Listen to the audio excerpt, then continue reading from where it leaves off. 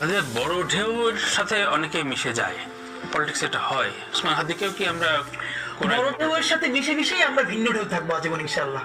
আচ্ছা, এটা এই স্বতন্ত্র বোধটা এই জন্য বলতে পারি যে এটাকে আমি বরিশালের ভাষা বলি খয়রাইত্যপনা, মানে ছোট লোকি যেটা বলে। মানুষের বিভিন্ন ধরনের আকাঙ্ক্ষা বা অথবা বলে যে এক ধরনের ই থাকে যে এইটা আমি পাই নাই, হতাশা বোধ। আমার লাইফে না এরকম কোন হতাশা বোধ নাই, মানে আমি জীবনে এমন কিছু পাই নাই। আমি খুব ছোট থেকে আমার এলাকার ডিসি, বিভাগীয় কমিশনার, ওনারা আমার নামে চেনেন আমার ছোটবেলা থেকে কালচারাল পারফরমেন্সের কারণে। আমার পরিবারের সম্মান আল্লাহ আমাকে, এবং এটুকুন শুধু বলি যে এটা কিছুদিন আগে দেখলাম নীলা ইসরাফিল উনি একটা লাইভ করে বললেন যে যেই হাদি 30 টাকার ডাল খেত, নুন ভাত খেত, সে এখন এই কথা বলে। আপনি ওনাকে অনার জানাই বলি, এই গণ অভ্যুত্থানের কেন্দ্র করে যেই কয়টা মুখ পরিচিত হয়েছে এর মধ্যে যদি একটা মুখ থাকে যাকে আল্লাহ মাশাআল্লাহ খুব ভালো সলভেন্সি অনেক আগে থেকে দিয়েছিল, সেটা হাদি। আমি ঢাকা ভার্সিটিতে